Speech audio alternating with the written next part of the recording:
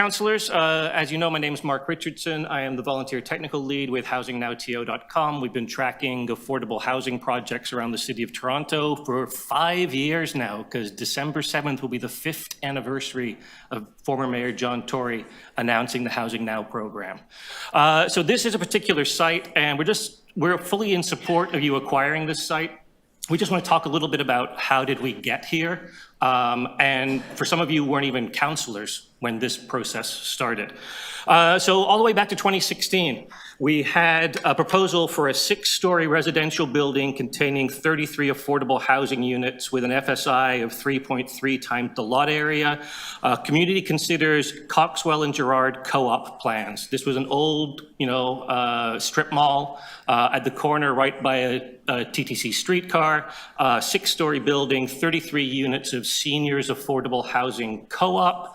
Somehow it didn't get rapidly approved and built because it's now been 2,681 days since they sent their original submission in with the first organization, which was Instead Co-op in 2016.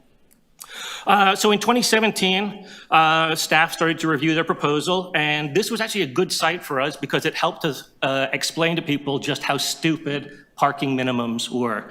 The bylaw on that site for 33 seniors affordable co-op housing units was going to require 35 residential spaces and 6 visitor spaces by default. So that would have been 41 underground parking spaces, which in 2017 was going to cost about $3 million for them to build before they created a single unit of affordable housing.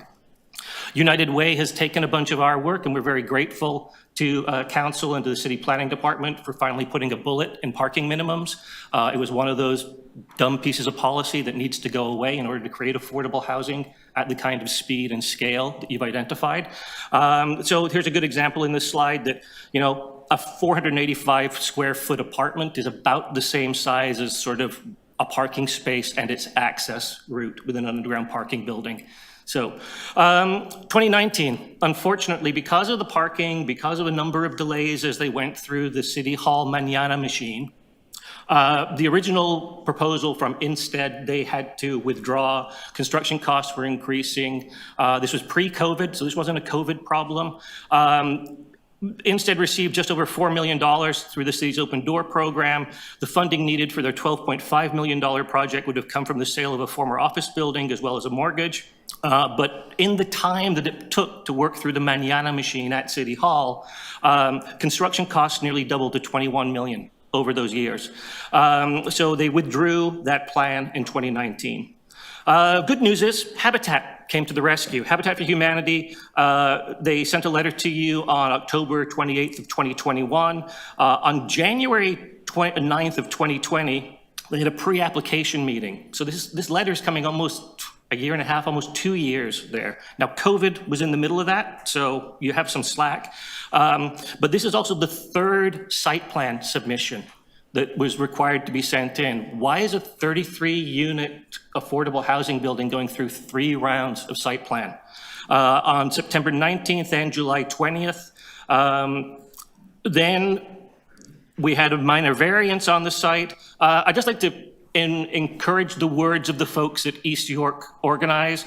They are writing to show their enthusiastic support of the city's acquisition of this property with the goal of developing up to 80 affordable rental homes. Super, 80 affordable rental homes is great. This property has sat vacant for far too long in a city where development-ready land is a precious commodity. So we're all in support of this. We're all in support of those 80 units. We don't think you're going to be able to change the floor plate much. So you have your original unit at 6 stories and 33 units. And now, if you want to get to 80 units, you're probably looking at 14 stories on that site, which will break a bunch of bylaws.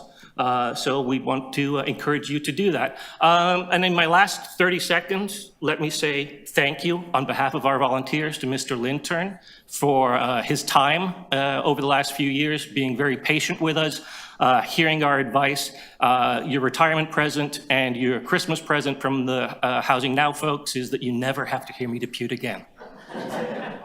Take it. Thank you. There we go. That's there it. You go. It's good to see civic space conducted so civilly. Okay, any questions of the deputy?